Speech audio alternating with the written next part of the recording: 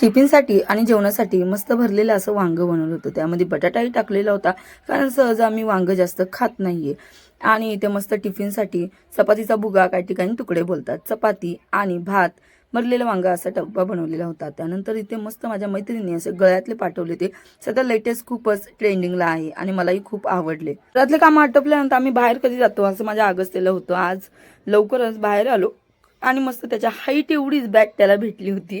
तुम्ही आणि आजकाल खेळण्याचा उत्साह खूपच वाढत चाललाय, कारण 3 वर्षाचा अगस्त माझा पूर्ण. तिचं पीठ संपलं होतं आणि खूप दिवसापासून ज्वारी साफ करायला बसू असं दोघी ठरत होतो, आणि नेमकं आज आम्ही बसलो होतो ज्वारी साफ करायला. त्याच्यामध्ये थोडेफार काही किडे पण झालेले होते, तेही क्लीन करत करत इथे मस्त मी लोणचं आणलेलं होतं, ते म्हणजे कैरीचं.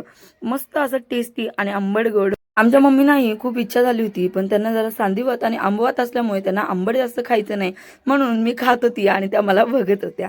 गेलो होतो भाजी आणायला आणि टर्न मारला पाणीपुरीवाल्याकडे. तिथे गेल्यानंतर पाणीपुरीची 2 प्लेट खाल्ल्याशिवाय काय निघत नसतं. इथे आम्ही फक्त कोरडी अशी पुरी घेतो आणि खातो. घरी येऊन सगळ्यांना सांगतो मी पाणीपुरी खाऊन आलो आहे. तर असं तुमच्यामध्ये पण कोणी आहे का? चला तर भेटूया नवीन ब्लॉगमध्ये. तोपर्यंत